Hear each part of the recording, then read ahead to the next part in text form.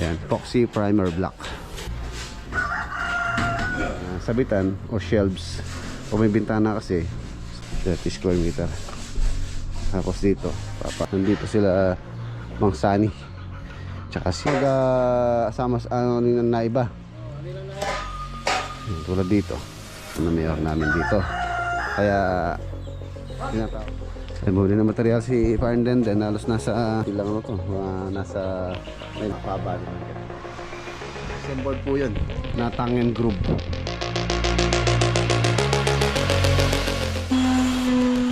Maghanap kayo ng apartment, so ito available. Ano po, prone sa grass fire or mga 8 feet. Ito yung main door dito pag-awi nila. Birthday niya makakatipid. Ito yung metal stud mga scrap para lumiwis din yung karaido.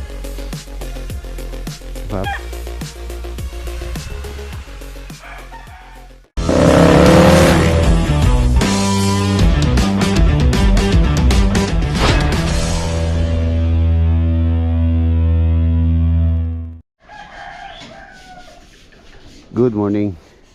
Another day, another build. Mga boss, meron tayong darating ngayon na bisita. Yung pong kukuha doon sa owner. So nung po kasi nakaraan na kinukuha nila, nagka-problema yung kanyang carburetor dahil hindi siya naka-stock siya. So nung kasing araw na yan, doon ko lang siya pinaandar. So umandar naman, kaya lang medyo palyado. So pinaayos ko po siya. So ngayon ayos na siya. Ayan, shoutout kay Kuya Darwin. Ayan, kukunin na po yung owner. Si Kuya Darwin po yung nakabali nun. Tapos ayan, hintayin lang natin yun. Tapos dito lang tayo muna tayo sa Arayat project. Ayan, shoutout din kay Chef tsaka kay Ma'am Emily. Ayan, shoutout sa Arayat. So dito may mga kulang pa sila. Asikasuhin ko ngayon para po makompleto na yung mga kailangan nila dito sa Arayat project para matapos na rin. Malapit na rin matapos yun. Continue lang nila yung mga pagka-primer ng bakal. Kulay black. Epoxy primer black po yan ang pintura niya. So hindi ko na siya, kahit hindi na po siya papatungan. Ang kasi ang kadalasan kasing kulay ng epoxy primer yung kulay gray yung nakagawin natin. Pero meron na pong ngayon, meron ng white, meron ng black, meron din gray. Ayan, epoxy primer black. Tapos ito na rin pala yung kanyang access. Ayan o. So meron siyang access dito kung dito ka magagaling. Tapos meron din dito. Dito naman. Ayan o. Ganda. Yun na lang yun lang gabay nito o yung railing. Po ini i-primer na bakal na. Dito sa ramit ang semento na. Ito baka lagyan natin ng tira-tirang tiles, mga tira-tira. Ay, pinaano ko na rin siya, pinalagyan ko na rin siya ng framing metal stud. Tapos yung sa ibaba yung U-track.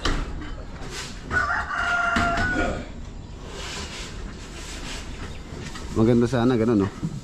Yung sa wall nya, drywall na yun. Pero ano po yun mga boss, medyo pricey po yun yung ganong price and board.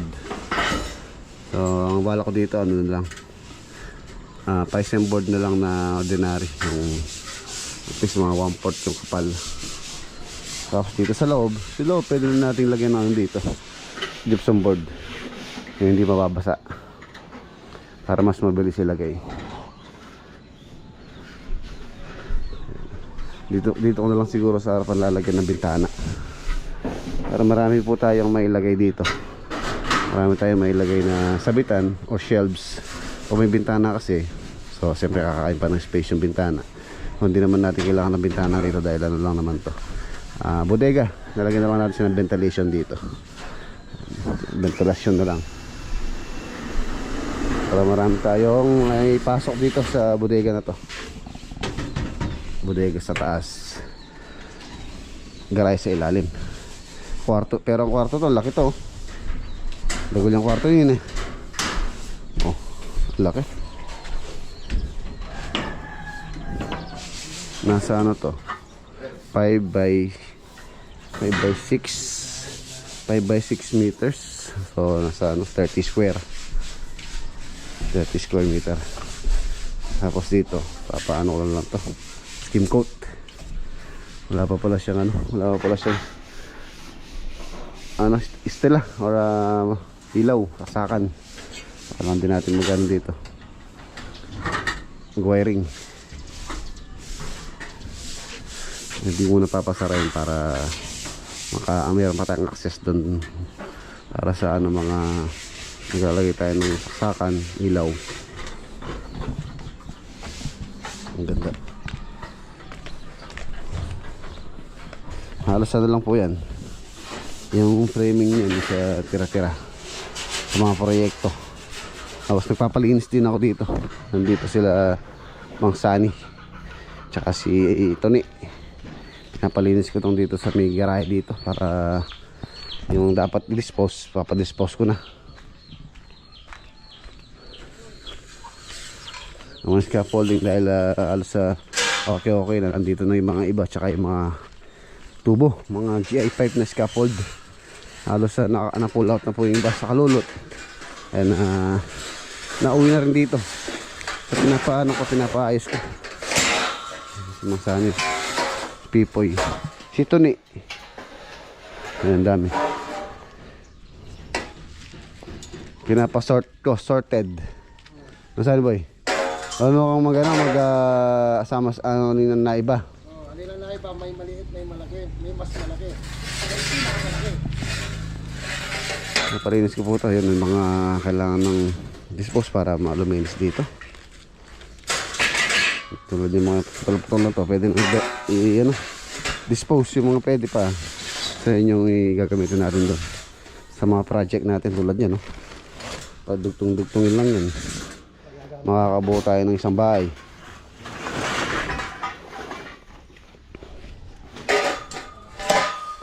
Yan, tulad dito mga stock natin to, mga materials. Tulad dito mga waterproofing materials. Bostik Power Mix ang ginagamit ko po, Black A 350. Ito po ginagamit namin for exterior. Bago po apply ng skim coat, kailangan mo nang apply ng ganitong flexible cementitious waterproofing. Kaya po marami akong stock nito. And then marami din akong stock ng Bostik Ultra Pino na skim coat. Ayan, ano po ito? In-order po ito, 200 bag. So kung ngayon kang bibili nito, napakamahal na. Ayan, papalinis ko to para ma-luminis dito. Sa mga hamba na to, ano po ito, pull out ni Malyar Lourdes dahil meron pong problem sa mga hamba na yan. Ang dami kalat ang mga gamit natin. So pagka natapos yung bodega, doon ko ilalagay yung mga forma na to. Palalagay ko sa isang pwesto doon sa likod na lang. Ayun, bilyaran hindi nagagamit, puro tambak-tambak. Kailangan natin ayusin, kailangan organize. Ayun pa yung skim coat, baka kasi mabasa doon. Ikaw mo lang, mababasa po doon yun. Nasa ano na isa niyan, nasa nung huling tanong ko sa hardware, nasa 580. So siguro ngayon nasa 600, may git na yan, isang bag. Kukunin na ngayon itong Honda na to. Pinapalinis ko lang para malinis na kunin nila sir na pupunta rito taga Tarlac.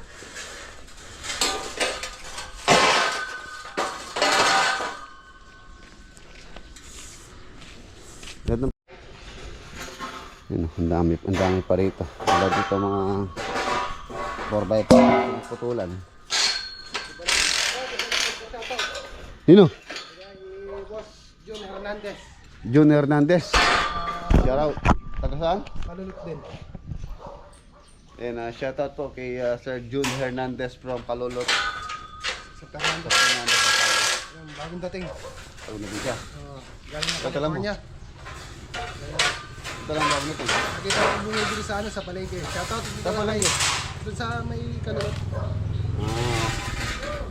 Ayan, shoutout po kay Kuya Jun Hernandez. Kay Sergeant Boris yun, Ayan, sir. kay Sir Rodel, Sergeant Bonus, shoutout, Boss Rodel.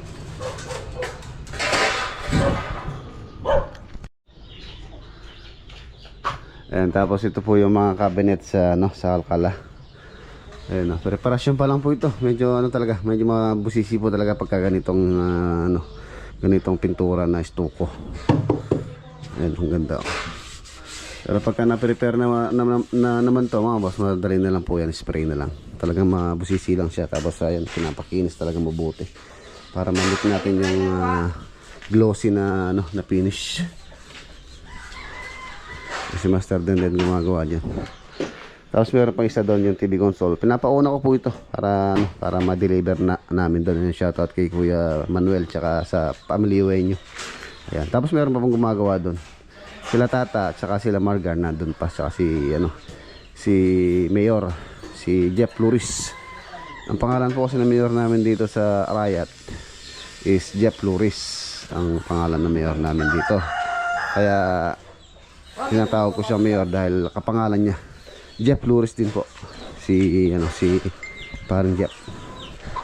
Kaya Mayor ang tawag sa kanya. Kapangalan niya si Mayor. Ay muli na material si Farnden din. Halos nasa mahigit 10,000. Kulang pa yan, no? Kulang pa ito. Asa yung resibo ko? Ito. Kulang mahigit 10,000 po yan. Tumaas po yung materials niya. Ayan, no?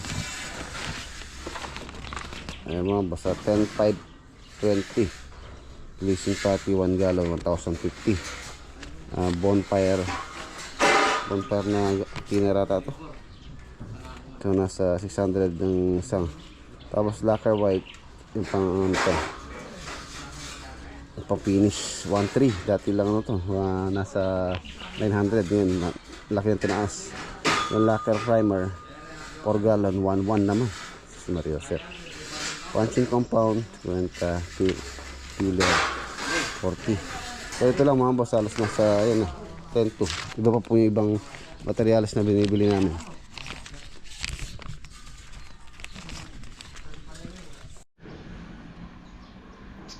Ayan mga boss, kinuha na po yung owner.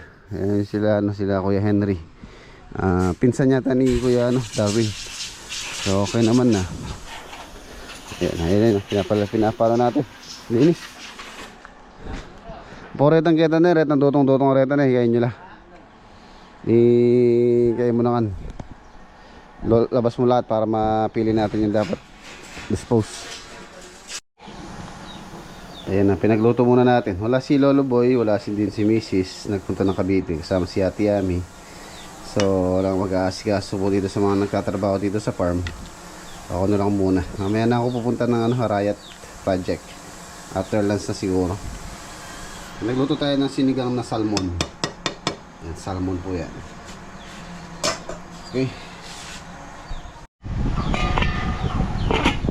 Okay na yung ating ulam, sinigang na salmon. Ayun boss, abet na mabuo yung primer.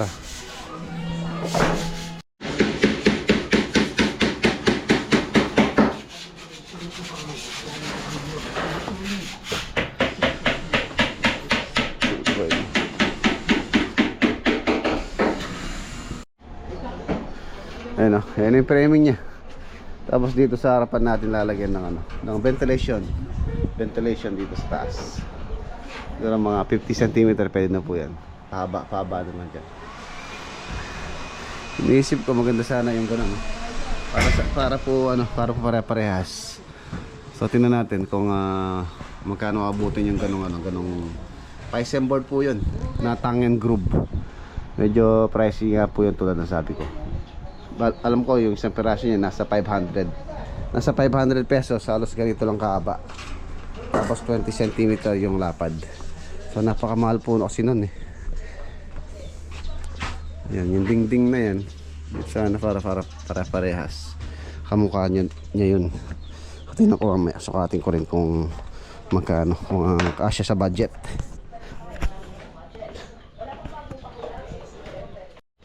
Kain tayo.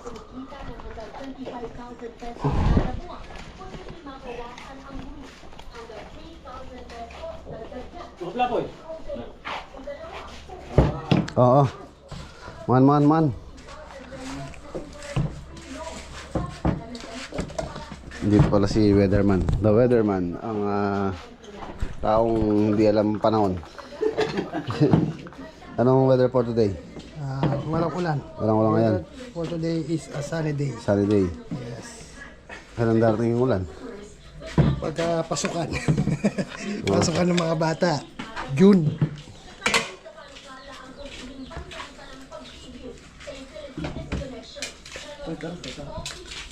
Hoy! Sige boy! Ano? May ako yun. Mabalik.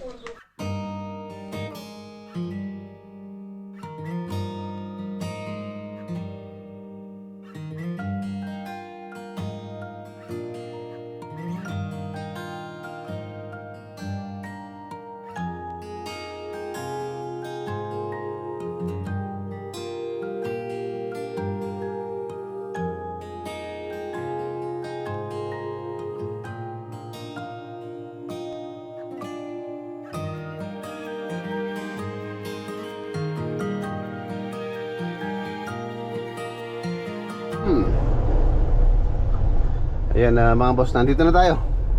Dito po sa Arayat Project 3-unit apartment.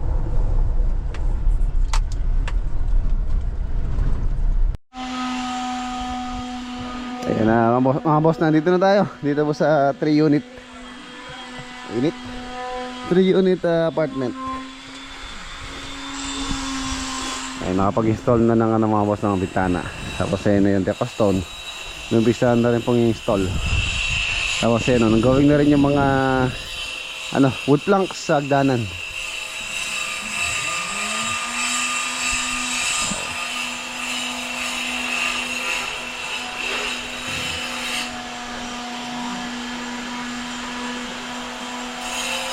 Yan po yung decostone na napili ni client.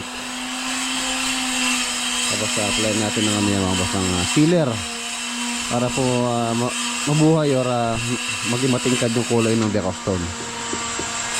Pagka ganyang pa lang, install pa lang, medyo dry yung kulay niya. Pero pagka talagang ng sealer yan, magiging wet look. Mabubuhay po yung kulay ng decostone na yan. Hanggang taas po yan. Ganun din doon. Tataas doon naman sa may unit ni owner. Meron din doon sa wall na yan. 1, 2, 3. Ayan, available po ito. Itong mga unit na to. Still, kung naghahanap kayo ng apartment, ito. Available. Ito na yung mga pintuan. Hindi pa naman po kami, hindi pa naman final pa yung paint dito. So, lababo pa. Tapos may lababo pa dito. Sa kanyang auxiliary. Tapos yung hagdanan, ita-tiles pa to. Medyo marami-rami pa. Hindi pa naman final yung paint natin. Ayan. Awning type na window. So, meron pa pong screen to. Di ko muna pinalagay yung mga screen. Tsaka na pagka totally finished na. Para hindi na madumihan. Ayan, sliding door. Sarap ng hangin. Mapasok rito yung hangin. Diba?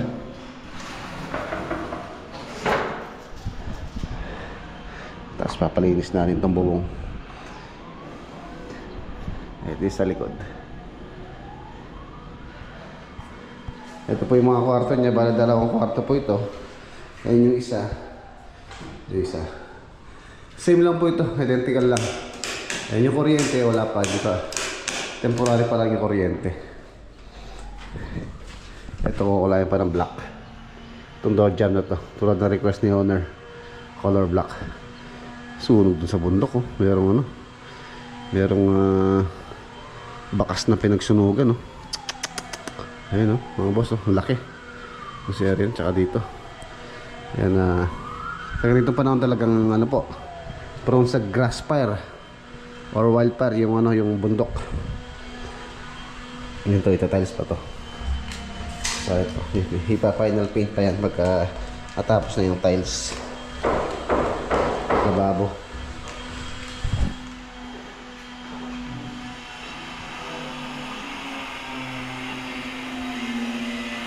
Ilipin natin yung ano, yung unit ni owner. Ayan, same lang naman po yung layout nito. Yung mga decoston, yung mga pintuan.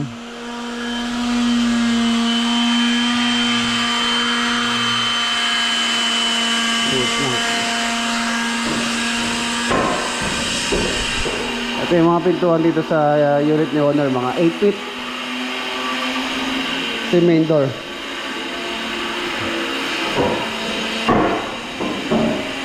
Medyo malikabok lang. Ayun, umpisa na pong i-prepare itong mga wood planks. Halos patapos na rin kasi sa taas.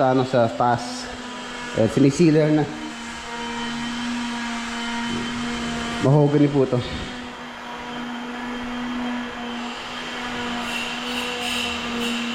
Tapos meron pa rin lababo dito. Papaformahan ko na rin yung lababo bago mag-tiles din dito.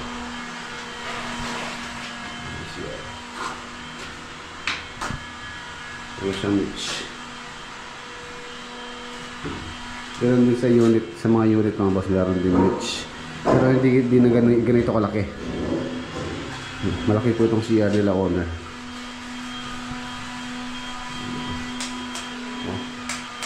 Tricolor.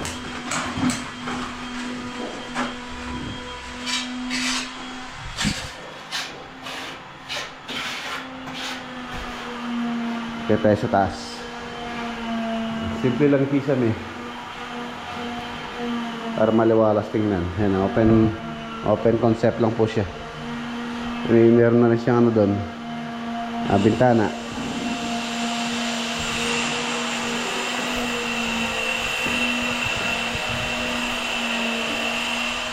Ayan. Tapos ito yung kanyang pinaka skylight. Ito mga boss, fix po ito. Dahil hindi na po pwedeng ilagyan ng bukasan yan dahil hindi na po abot yan. Alas ang purpose lang niya para maliwanag. Skylight siya.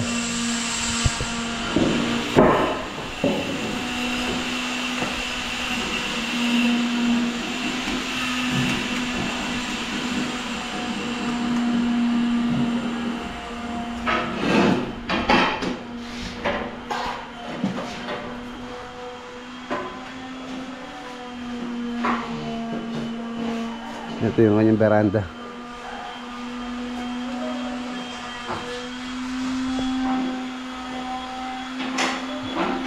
Ganda.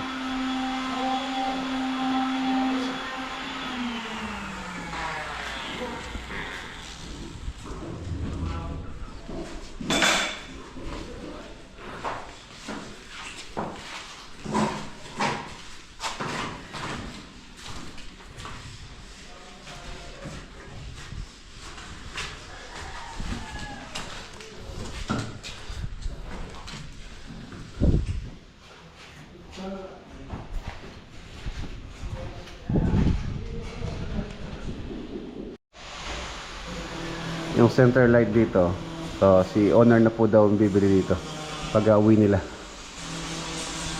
Ito na.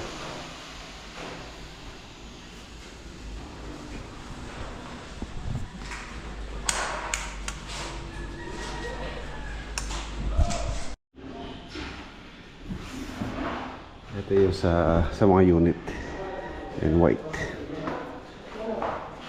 Ito sa owner. CR po ito, dalawa. White color.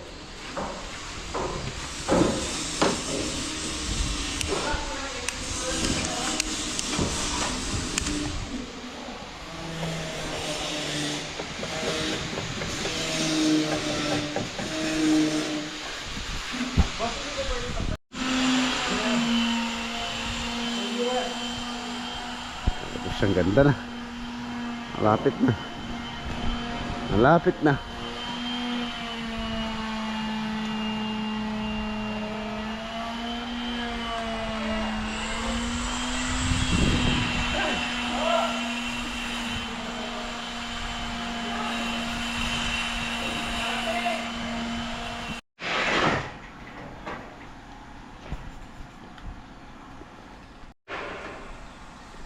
Nandito na tayo.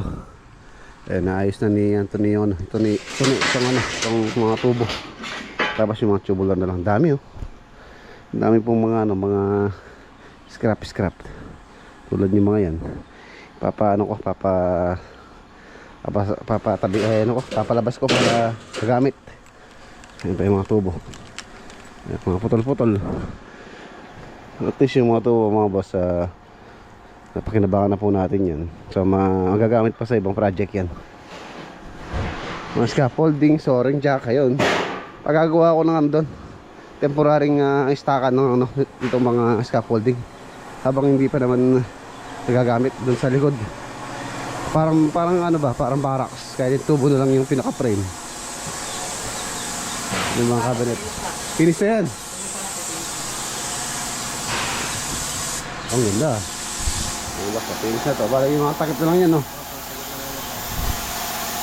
Ayos. Yes. Ito di pa, no? Primer. Ganda.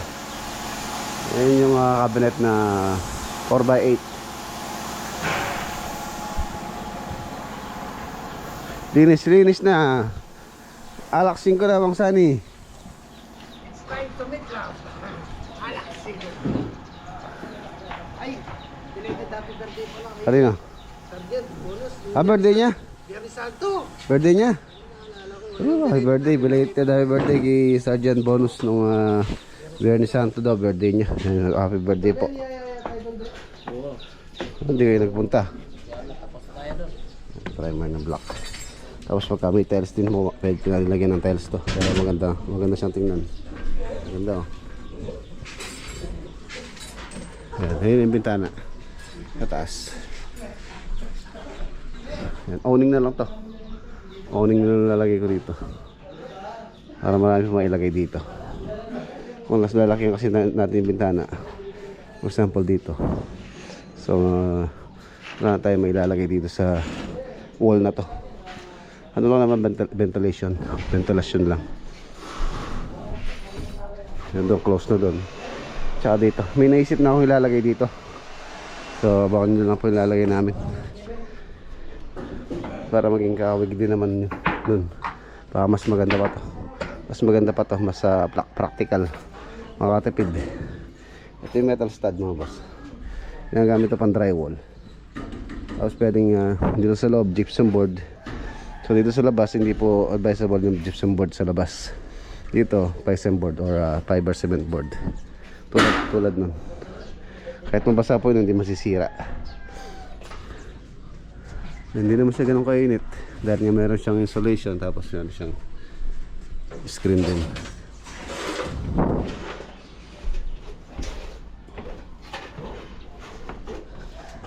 Ano lang, railing. Linis na. Tabi mo lang doon sa ano boy. Sa gilid doon. Hindi mababasa ah.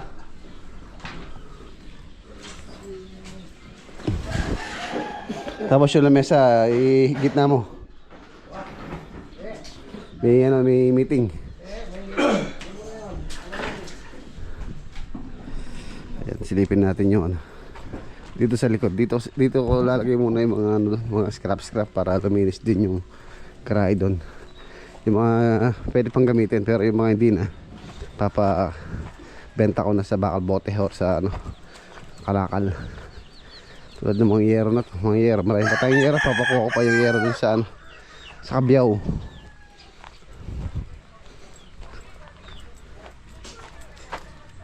Ayan, kahit dito na lang nagagawa ko dito ng bodega. Tataasan ko na lang yung sahig para kahit na umulan, kahit na bumaan, hindi aabutan. Para luminis din po dun sa harapan. Yung mga hindi na kailangan or yung mga hindi na ginagamit, yung mga forma. May pa mga kahoy, ang daming kahoy. Galing po ito Kalulot. Ito mga retaso. Pagkakalam ko binibili niya na to or pwedeng palitan ng board per kilo. Itong mga retaso na to sa Malolo sa Santec plastic board.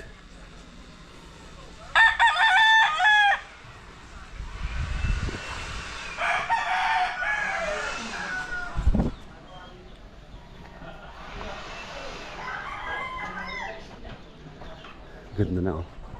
Hindi pa bubuo yan, bali yung flashing niya hindi pa nakalagay. Katulad dito, yung flashing niya wala pa. Tapos pagka may mga labis-labis tayo mga PVC panel, tayo na rin lagyan ng ganyan no. PVC panel din yung pinaka-hibs. Tapos canopy pa dito. Canopy pa dyan.